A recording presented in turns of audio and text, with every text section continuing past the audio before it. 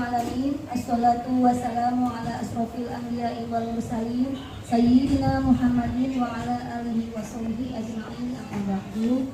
Pertama-tama marilah kita panjatkan puji dan syukur kepada Allah Subhanahu wa taala karena pada kesempatan pagi hari ini kita dapat bersama-sama melaksanakan kegiatan yang sudah kita agendakan. Adapun susunan mata acara yang akan kita lalui bersama dalam acara CGP ini, yaitu yang pertama pembukaan, yang kedua adalah penyampaian materi, yang ketiga tanya jawab, yang keempat adalah penutup. Untuk mempersingkat waktu, marilah sama-sama kita buka acara ini dengan bacaan basmalah. Bismillahirrahmanirrahim. Menuju kepada acara yang kedua, yaitu penyampaian materi yang mana akan disampaikan oleh narasumber kita, yaitu Ibu Airis Barokah SPD. Kepadanya dipersilahkan. Moderator Bu Huti yang sudah meluangkan waktunya gitu untuk membantu saya dalam kegiatan ini. Di sini sebelumnya Bismillahirrahmanirrahim. Assalamualaikum warahmatullahi wabarakatuh. Waalaikumsalam warahmatullahi wabarakatuh. Sebelumnya saya berterima kasih kepada Ibu Bapak Guru yang sudah bersedia hadir dalam kegiatan saya untuk menyampaikan materi yang sudah saya terima selama saya menjalani pendidikan guru penggerak selama kurang lebih hampir 2 bulan ke belakang ini. Materi yang akan saya sampaikan adalah mengenai budaya positif di sekolah. Apa itu budaya positif di sekolah? Ya. Sebelah sini. Budaya positif di sekolah itu ada 4 tahapan dalam implementasinya. Yang pertama tentang disiplin positif dulu dan nilai kebajikan, lalu ada keyakinan kelas, kemudian ada 5 posisi kontrol sebagai seorang guru, gitu ya. Dan yang ketiga, yang keempat terakhir, segitiga restitusi, penerapan segitiga restitusi dalam mengelola konflik di kelas. Sebelumnya ada yang ingin saya tanyakan, apakah Ibu Bapak setuju dengan pernyataan di bawah ini? Ada 3 pernyataan. Yang pertama, hukuman dapat mendisiplinkan anak. Lalu pemberian hukuman dengan hal positif seperti membaca atau membersihkan halaman sekolah dapat meningkatkan disiplin anak. Dan pernyataan yang ketiga, memberi penghargaan dapat meningkatkan motivasi belajar anak. Silahkan mangga angkat tangan bagi yang setuju. Adakah yang setuju dengan ketiga pernyataan ini? Setuju. Ada yang tidak setuju? Semuanya setuju. Semuanya setuju. Sebetulnya, ya, saya sedikit puas dari apa yang saya dapatkan selama kuliah PGP ini, bahwa hukuman itu, terutama hukuman yang bersifat negatif, itu justru tidak bisa mendisiplinkan anak. Nah, kita cari tahu kok kenapa, nanti kita akan bahas di materi-materi selanjutnya. Oke, dilanjut dulu ke. Nah, di sini dilanjut dulu ke, ada sedikit kegiatan atau perubahan paradigma yang harus kita lakukan, gitu ya. Ada kegiatan tentang kegiatan kepalan tangan. Kita bayangkan di tangan kanan kita atau di salah satu tangan kita, kita menggenggam sesuatu yang amat sangat berharga untuk diri kita dan keluarga kita. Misalkan obat-obat yang sangat langka untuk diri kita dan keluarga kita. Ini kan sekarang lagi COVID, kita tuh punya satu obat yang betul-betul ampuh, ya, untuk menanganinya, gitu ya. Kita punya sesuatu yang sangat berharga di kepala tangan kita. Lalu rekan kita membutuhkan obat tersebut atau membutuhkan sesuatu yang kita genggam tersebut. Bapak Ibu atau Ibu-ibu semuanya akan memberikan atau tidak? Akan memberikan atau tidak kira-kira? Sangat membutuhkan, teman Ibu itu sangat membutuhkan apa yang ada di dalam genggaman tangan Ibu. Itu kira-kira akan diberikan atau tidak? Akan diberikan atau tidak? Diberikan. Ada yang diberikan.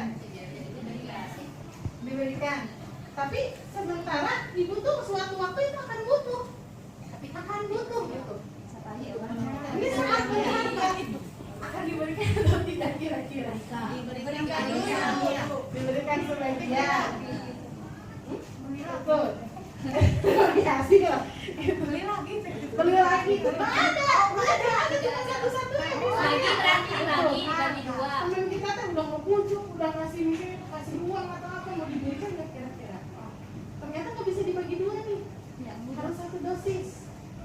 Bisa kira-kira juga diberikan atau tidak? Diberikan. Untuk kita dan keluarga. Iya kan? Gitu. Nah, apa namanya? Keputusan diberikan atau tidak itu semuanya tergantung dari diri kita sendiri. Tidak ada yang salah ketika kita mau memberikannya, itu keputusan dari kita. Kita yang tahu konsekuensinya seperti apa. Ketika kita akan menahannya, nggak mau, pokoknya ini udah punya saya, gitu kan? Itu juga keputusan kita. Kita tahu konsekuensinya, mungkin kita dijauhin, kita atau apa, dimusuhi, seperti apa. Tapi kan kita yang tahu, yang ada di genggaman kita itu yang terbaiknya untuk siapa. Nah, begitupun anak-anak, begitupun murid kita, untuk membudayakan hal yang positif, terutama tentang disiplin. Jadi disiplin itu akan tumbuh jika dari diri anak sendiri yang mau. Nah, jadi tugas kita itu untuk menumbuhkan kemauan untuk mendisiplinkan diri dari anaknya tersebut. Gitu. Untuk yang pertama tentang disiplin positif dan nilai kebajikan. Tadi ya, adanya budaya positif atau disiplin positif itu latar belakang atau dilatar belakangi oleh kita sekolah atau siswa membutuhkan suasana yang positif yang mendukung untuk menciptakan pembelajaran yang kondusif sehingga bisa menyenangkan dan belajar dengan merdeka tanpa beban. Lalu kebutuhan akan suasana positif itu bisa menggerakkan moral positif atau karakter positif yang tumbuh dari murid. Itu karena karakter positif itu jangan hanya tumbuh pada akademiknya saja, tetapi sikap perilaku untuk di lingkungan sekitarnya gitu. Jadi jangan fokus ke akademik, pintar, yang penting cakap, yang penting berpikir kritis, tapi tidak punya sopan santun, kan tidak sesuai gitu ya dengan apa yang dicita-citakan dari pendidikan di Indonesia. Itu yang sekarang sedang digaungkan adalah profil pelajar Pancasila.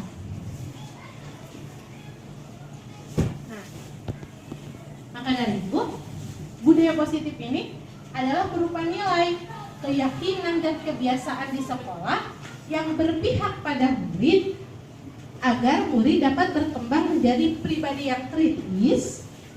Yang kritis itu maksudnya dia tanggap, dia peka terhadap sesuatu, dia tidak asal mengikuti perintah gitu, tetapi dia tahu alasan kenapa dia melakukan hal tersebut, seperti itu ya.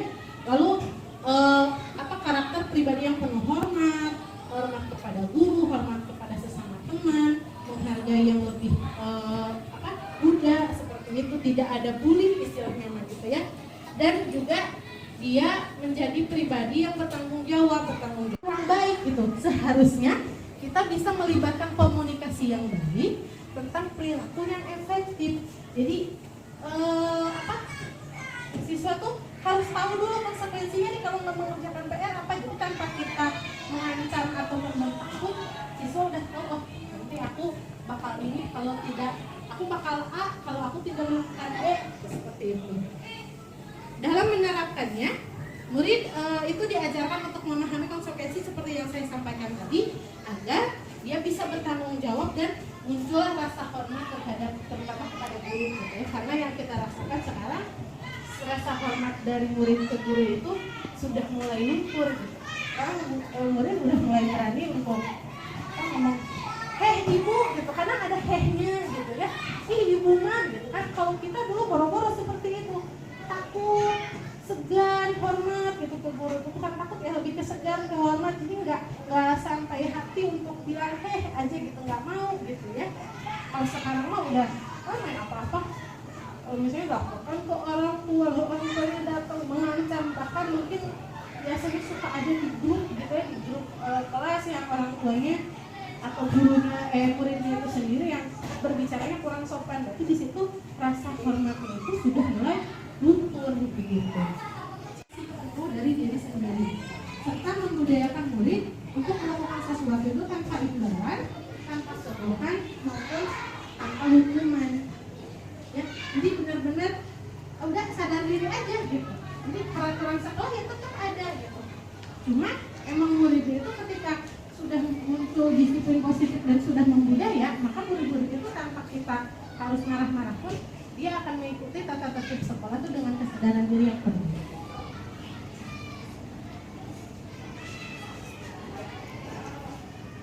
Nah, disiplin positif yang dilakukan yang kita budayakan ini akan menghasilkan 6 nilai kebajikan. 6 nilai kebajikan terutama pada profil pelajar Pancasila yang sedang digaungkan oleh Kementerian Pendidikan. Yang pertama yaitu profil beriman dan bertakwa pada Tuhan Yang Maha Esa dan berakhlak mulia. Alhamdulillah kalau di sekolah kita sudah banyak pembiasaan yang dilakukan terutama oleh guru-guru kreatif. Jadi sebelum belajar satu dulu gitu ya, ada yang kalau berdoa itu sudah pasti, bahkan ada yang baca surat-surat pendek untuk menumbuh. Itu salah satu penerapan disiplin positif. Salah satunya untuk menumbuhkan profil pelajar Pancasila yang pertama. Lalu profil yang kedua berkebijakan global. Guru biasanya saat pembelajaran kan suka mengait-kaitkan dengan kehidupan yang di luar, kehidupan dunia luar, materi yang ada di kelas itu dikaitkan dengan dunia luar atau wawasan siswanya itu luas seperti itu. Berpikiran global tidak sempit gitu ya. Lalu bergotong royong, contohnya dengan membiasakan piket bersama. Itu juga salah satu pengimplementasian disiplin positif. Setelah itu mandiri. Mandiri itu di sini siswa dibiasakan untuk mengerjakan tugasnya sendiri, mengeksplor kemampuannya sendiri seperti itu. Lalu bernalar kritis seperti tadi. Jadi siswa itu tidak hanya menerima materi pembelajaran itu ya aja gitu ya. Tidak hanya mengikuti perintah itu asal ikut aja, tapi dia tahu kenapa itu, dia harus tahu materi itu manfaatnya untuk apa gitu. Jadi kadang harus akan muncul gitu pertanyaan-pertanyaan tuh kenapa ya kayak begini, kenapa ya kayak begitu gitu. Jadi kritis itu dari situ. Dan yang terakhir profil kreatif. Di sini dari kitanya dulu sebagai guru, kitanya juga harus kreatif untuk bisa menumbuhkan kreativitas siswa seperti itu ya. Hal yang sederhana yang pernah saya lakukan dan pernah hasil dari perkuliahan juga gitu ya, saya coba terapkan di kelas, membuat keyakinan kelas atau peraturan kelas yang disepakati oleh guru dan muridnya gitu. Misalnya be ready to learn, jadi kita harus siap. Anak-anak tuh kita harus siap, saya gurunya sebagai guru harus siap, muridnya juga harus siap gitu. Nah, keyakinan kelas ini dibuatnya itu sebelum menjadi bentuk yang seperti ini, diawali dengan kita tanya satu persatu atau bisa dibagikan kertas sticky notes, kertas yang kecil-kecil itu ke anak-anak untuk kamu di kelasnya mau seperti apa. Jadi nanti ada yang menulis tuh tidak boleh terlambat, misalnya itu tidak boleh ribut atau apa. Nah, dari nanti keinginan siswa itu kita tampung, lalu kita generalisir. Maksudnya generalisir itu kita kelompokkan, oh ini masuknya ke sini, ini masuknya ke sini, ini masuknya ke sini. Maka ketika dibuat keyakinan kelas yang ada nanti ditempel misalnya di depan kelas, itu tidak perlu banyak poin. Kalau siswanya 32 poin gitu enggak. Tapi di kelompokan biasanya kan karena ada yang sama gitu ya, si A si B sama gitu. Jadi digabung-gabung seperti itu. Nah, jadilah bisa jadi seperti ini gitu. Ada 6 poin misalnya, tidak datang terlambat, harus saling menghormati, angkat tangan sebelum berbicara, kan karena anak-anak suka ibu angkat tapi rebutan gitu ngomongnya. Nah, kalau kita kembalikan lagi ke keyakinan kelas, anak-anak akan sadar, oh iya, angkat tangan dulu gitu. Ya, lalu misalnya fokus saat belajar, bersiap sebelum belajar, lalu menjadi murid yang aktif gitu, mau bertanya nggak cuma leha-leha di kelasnya, udah asal ngerjain tugas atau apa gitu ya. Nah, bisa juga dibuatnya seperti ini. Kalau yang tengah ini biasanya untuk yang kelas tinggi sih. Kalau misalnya kelas rendah bisa seperti ini gitu, pakai gambar yang lebih menarik gitu, anak-anak ingat gitu. Kalau untuk kelas tinggi bisa seperti ini, bahwa di kelas itu harus 3 yang dilakukan, ada hormat, harus bekerja, dan harus merasa diterima dan dimiliki. Penjelasannya seperti yang ada pada layar seperti ini. Contoh lainnya, nah contoh lainnya juga ada seperti ini, gitu. Bisa bentuknya beragam gitu ya. Kalau itu cocok nih misalnya kayak yang warna-warni kayak gini mah untuk kelas rendah, bisa tuh ditempel di depan.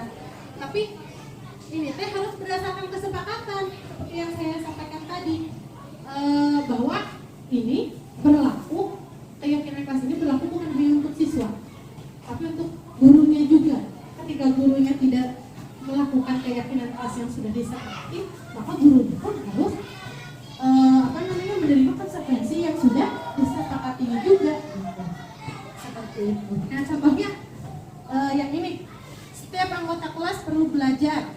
Jadi semuanya sama-sama belajar. Gurunya juga ikut di situ, gitu ya. Lalu perlu senang. Setiap anggota kelas juga perlu melakukan tugas. Setiap anggota kelas perlu saling menghormati. Setiap anggota kelas perlu merasa aman, gitu. Jadi di situ intinya mah si keyakinan kelas yang tadi yang sudah ditulis oleh anak digeneralisir, dibuat kalimat yang mudah dimengerti oleh anak. Jadi anak paham, oh ini ya, oh ini begitu gitu. Jadi perlu belajar tuh dia tahu, ya waktu di kelas belajar, bukan bermain seperti itu. Keyakinan kelas tadi mereka membuat itu sebetulnya itu berdasarkan kebutuhan dasar manusia. Kebutuhan dasar manusia itu ada 5. Yang pertama, kebutuhan untuk bertahan hidup. Contohnya, ketika lagi belajar anak-anak muap, ada yang bu istirahat lah bu izin keluar pipis bilangnya, padahal bingung atau memang pipis beneran. Nah itu keinginan untuk ke kamar mandi, keinginan untuk istirahat, keinginan untuk tidur, itu adalah kebutuhan dasar manusia untuk bertahan hidup atau survival. Lalu yang kedua, kasih sayang dan rasa diterima. Jadi di kelas itu jangan sampai anak itu merasa asing dengan gurunya sendiri. Nah, jadi ketika dia melakukan sesuatu hal yang baik gitu ya, kita puji. Ketika dia melakukan kesalahan, kita betulkan, bukan kita salahkan. Lalu kebutuhan akan kekuasaan. Sama seperti kebutuhan kasih sayang ya, maksudnya gini, ketika dia punya kemampuan kita hargai. Kalau untuk kekuasaan, ketika dia punya kelebihan yang lain gitu ya, pintar ini nih, ternyata dia pintar olahraganya nih, ini kita puji, kita hargai, kita apresiasi gitu ya. Misalnya bawa ke depan kelas, disuruh untuk menceritakan pengalamannya seperti apa kayak gitu. Nah itu adalah kebutuhan kekuasaan, kebutuhan untuk apa ya, merasa bahwa dia ada gitu, merasa diakui gitu ya. Lalu yang keempat, kebutuhan akan kebebasan.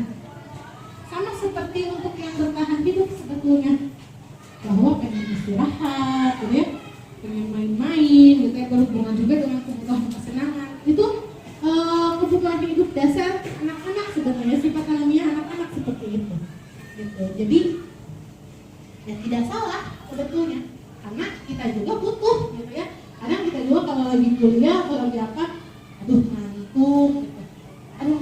pengen meregangkan dulu badan atau apa ya, itu alamiah, sebetulnya tidak apa-apa, asal bisa nggak sih murid kita memanage atau mengontrol ini semua gitu. Jangan sampai dilakukan di tempat yang atau di waktu yang salah seperti itu. Nah, untuk mengontrol itu semua, untuk membudayakan disiplin positif, guru itu punya 5 posisi kontrol.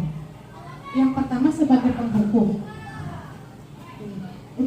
yang kedua sebagai pembuat rasa bersalah, yang ketiga sebagai teman, yang keempat sebagai pemantau, yang kelima sebagai manajer. Ini adalah posisi tertinggi, posisi guru yang paling bijaksana, gitu ya. Nah, kita ada di posisi mana nih? Kira-kira? Oh, mohon maaf. Ini.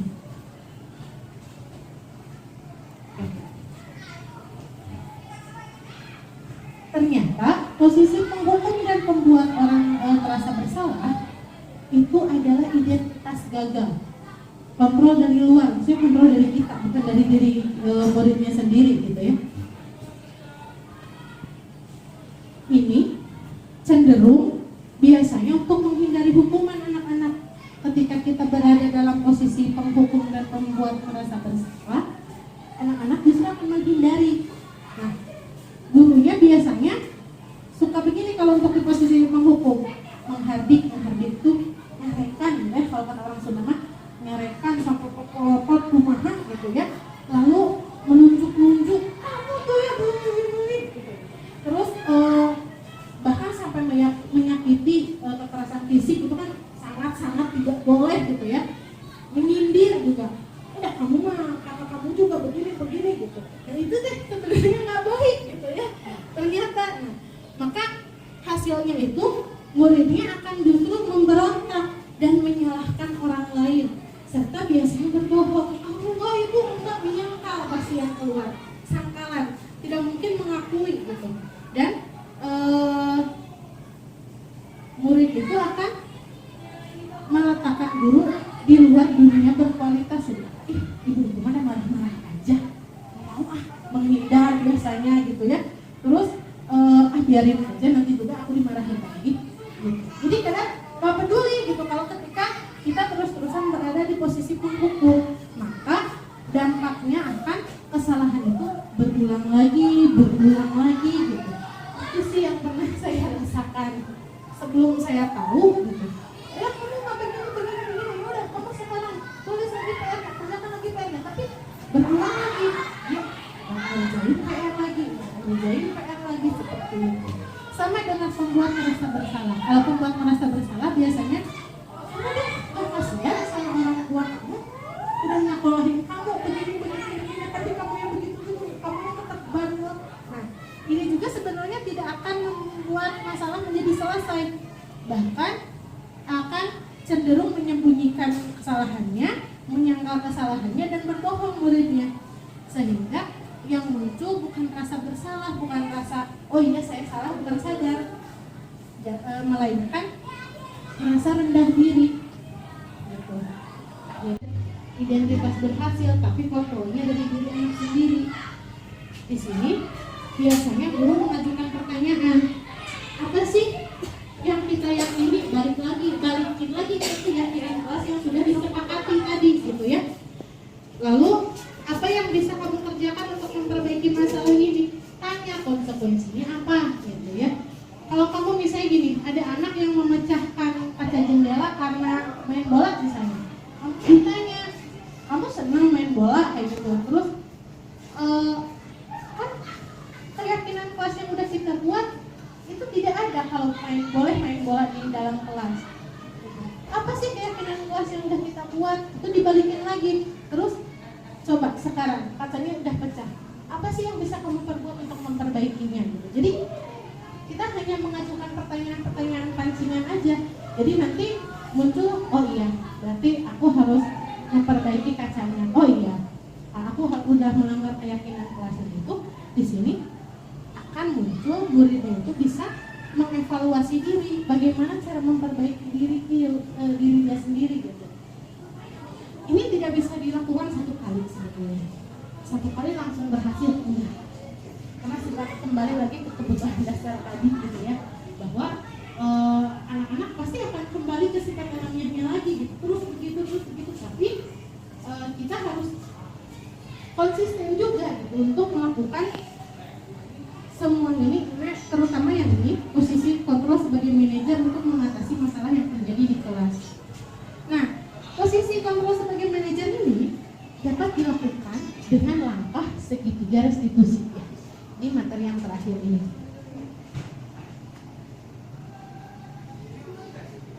bentuknya seperti ini. Ada ada tiga langkah dalam melaksanakan segitiga restitusi. Yang pertama kita melakukan menstabilkan identitas, lalu menanyakan keyakinan dan melakukan validasi kebutuhan. Langkah pertama menstabilkan identitas. Fungsinya untuk membuat anak yang merasa gagal karena berbuat salah menjadi positif terhadap dirinya gitu. Jadi kita bisa melakukannya dengan mengucapkan nggak apa-apa, berbuat salah itu manusiawi. Misalnya, ibu juga pernah salah kok, ibu juga pernah melanggar aturan, misalnya gitu ya. Kita manusia mah nggak ada yang sempurna. Nah, dari situ itu adalah langkah dalam menstabilkan identitas bahwa dia itu manusia biasa kok, bisa berbuat salah nggak apa-apa gitu ya. Kalau misalnya kamu kalau kamu menyalahkan dirimu sendiri terus, apakah kamu bersikap baik pada dirimu sendiri gitu. Jadi munculkan bukan rendah diri yang ada di dirinya sendiri, tapi dia bisa menghargai dirinya sendiri dengan dia menyadari dia salah. Yang sudah disepakati dikaitkan dengan keyakinan kelas tadi yang sudah dibuat seperti itu. Kamu benar nggak sih kalau kayak gini? Sesuai nggak sih dengan keyakinan kelas yang kita buat kayak gitu ya? Kelas yang ideal itu, murid yang ideal itu seperti apa sih menurut kamu? Gitu. Jadi nanti akan muncul motivasi dari dirinya sendiri untuk memperbaiki diri. Coba apa sih yang kamu rasakan ketika kamu melakukan itu? Gitu. Kamu menjadi orang yang hebat, kamu menjadi orang yang seperti apa memang ketika kamu bermain bola di dalam kelas misalnya, sehingga kacanya pecah gitu. Nah di situ lalu bisa juga ditambahkan dengan kalau udah seperti ini, coba baiknya kamu seperti apa? Kacanya udah pecah nih, apa sih yang harus kamu lakukan? Di situ menanyakan keyakinan itu. Jadi dia disadarkan dulu kesalahannya, setelah itu disadarkan akan konsekuensi yang harus dia lakukan. Itu untuk segitiga restitusi. Bisa juga dilakukan dengan intervensi 30 detik, mengajukan pertanyaan-pertanyaan ini. Apa kamu ingin berbuat lebih baik lagi? Gitu kan? Jadi intinya berikan pertanyaan-pertanyaan yang memancing dia untuk berpikir lebih dalam, berpikir lebih kritis tentang apa yang sikap yang dia lakukan. Gitu. Konsekuensinya seperti apa? Apakah dia sudah berbuat baik atau belum? Gitu. Seperti itu. Jadi untuk membudayakan disiplin positif di sekolah itu butuh waktu, butuh konsistensi yang baik, butuh kerjasama yang baik juga antara guru, siswa, bahkan orang tua siswa. Seperti itu. Sekian, terima kasih. Saya kembalikan ke moderator.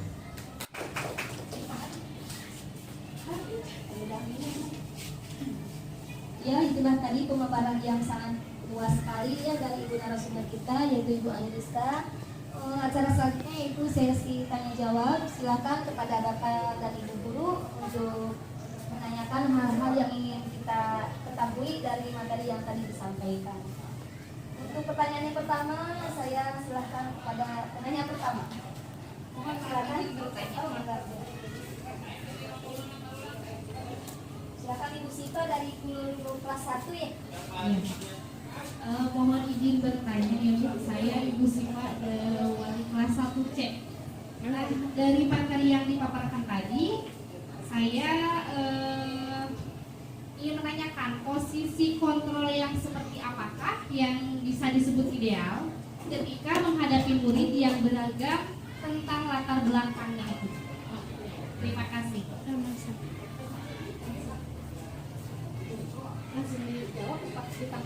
Ditanggung dulu bisa ya? Dipersilakan untuk pertanyaan selanjutnya kepada Bapak dan Ibu guru. Anda? Saya Desi dari wali kelas dari kelas 1B. Ada hal yang saya ingin tanyakan, bagaimana jika posisi kontrol kita sebagai manajer sudah dilakukan, tetapi indisipliner dari siswa masih hilang. Terima kasih Ibu Desi.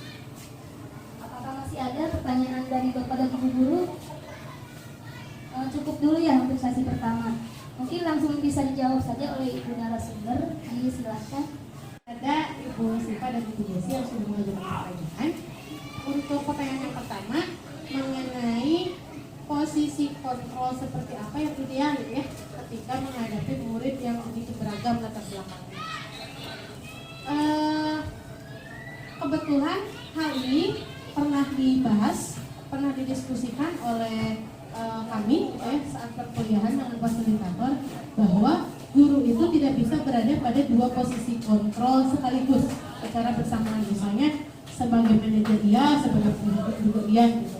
Jadi tidak bisa, jadi harus bertahap sebetulnya.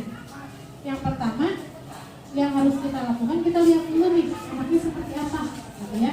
Apakah anaknya bisa diperlakukan dengan baik-baik atau tidak. Kalau anaknya misalnya sensitif gitu ya, harus diperlakukan dengan benar-benar hati-hati, maka kita bisa mengambil posisi kontrol sebagai teman gitu. Diajak bicara sambil dia rangkul, diusahakan. Misalnya kalau untuk kelas 1 gitu ya, biasanya apa misalnya kamu salah juga atau gimana gitu, ini bantu ibu gini kira-kira seperti apa gitu. Jadi posisikan kita sebagai temannya aja dulu untuk menyelesaikan konfliknya. Ketika posisi teman tidak bisa dilakukan, kita bisa naik ke posisi sebagai pemantau. Nah ini biasanya untuk kelas tinggi nih. Kelas tinggi bisa kalau diajak, ayolah bantu ibu atau gimana, malah ngelunjak misalnya atau malah apa. Nah, posisi pemantau di sini bisa dilakukan. Jadi diingatkan ke keyakinan kelas yang sudah dibuat, diingatkan ke tata tertib yang sudah dibuat, lalu diingatkan juga ke sanksinya seperti itu. Tapi ini nggak bisa lagi ternyata kalau posisi pemantau. Baru kita bisa mengambil posisi sebagai manajer dengan cara menerapkan segitiga restitusi yang tadi sudah dijelaskan untuk menyelesaikan permasalahan atau disipliner yang terjadi pada siswa seperti itu. Karena siswanya beragam, maka solusi yang harus diberikan oleh guru juga harus beragam. Sesuai manajer ini sudah dilakukan, sudah merasa kita udah diterapkan nih, tapi siswanya tetap balik lagi ke kesalahannya, itu seperti apa yang harus kita lakukan? Nah, saat murid sudah diingatkan, sudah keyakinan kelas juga udah dibuat misalnya, tapi udah diminta kesadaran juga gitu ya. Nah, kita sudah melaksanakan posisi sebagai pemantau juga gitu, kesadaran terhadap tata tertibnya sudah dilaksanakan, tapi masih berulang-ulang gitu. Maka di sini fungsi manajer itu betul-betul harus dilaksanakan dengan bantuan siapa? Mungkin kalau di SMP atau di SMA bisa dengan bantuan guru BK ketika tidak bisa dilakukan oleh wali kelas. Kalau di SD mungkin dengan bantuan guru senior, mungkin bisa yang lebih pengalamannya yang jauh lebih banyak dalam menangani berbagai macam siswa gitu. Bisa juga dengan bantuan pimpinan kepala sekolah kita libatkan gitu ya. Atau bahkan kita juga bisa dengan bantuan orang tuanya. Kita lihat orang tuanya latar belakangnya seperti apa di keluarganya nih, anaknya kondisi keluarganya seperti apa. Ketika kita sudah mengetahui latar belakangnya, kita sudah mengkomunikasikannya juga dengan orang tua, maka diharapkan solusi yang tepat itu bisa muncul. Kalau kita udah tahu ya akar permasalahannya seperti ini, kenapa dia misalnya ngantuk terus di kelas, tiap hari ngantuk lagi, makanya kita tanya orang tuanya, emang dia ngapain sih malam ini? Oh main game online ternyata misalnya. Nah di situ sudah ketemu itu akar permasalahannya, kita luruskan dengan langkah segitiga restitusi yang tadi. Itu lagi guru itu sebagai teladan. Kalau anaknya berbuat salah, dia harus menerima konsekuensi dari kesalahannya. Guru pun ketika gurunya salah harus menerima konsekuensi dari kesalahan yang dilakukan oleh guru. Misalnya gini, saya sama anak-anak sudah sepakat kalau keterlambatan itu nggak boleh lebih dari 15 menit ke kelas tuh. Kalau kurang dari 15 menit, oke, masih diterima, nggak apa-apa gitu ya. Tapi kalau udah lebih dari 15 menit, saya pernah gitu ya beberapa kali. Nah, konsekuensi yang saya lakukan itu yang sudah disepakati oleh anak. Jadi sebelum istirahat atau setelah istirahat yang kedua, saya harus memberikan misalnya ice breaking buat anak-anak. Gitu. Ibu kan, ibu hari ini terlambat. Ya berarti nanti setelah istirahat aku bakal ice breaking. Gitu.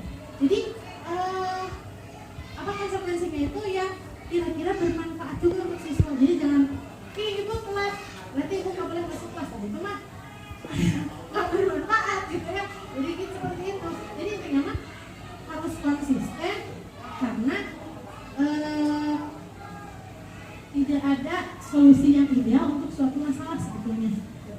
Yang ada hanya gimana kita konsisten nggak sih untuk membudayakan hal-hal baik, membudayakan hal-hal yang positif di sekolah agar terbentuk kedisiplinan yang positif, budaya disiplin positif yang baik di sekolah. Sudah sampai di acara yang terakhir, yaitu acara penutup. Atau masih ada? Sudah ada, sudah dicukupkan. Ya. Alhamdulillah jadi alamin acara pada pagi hari ini kita berjalan dengan lancar. Kita akhiri acara ini dengan bacaan hamdalah. Alhamdulillah. Kasih aplaus buat narasumber kita. Terima kasih semuanya, terima kasih banyak.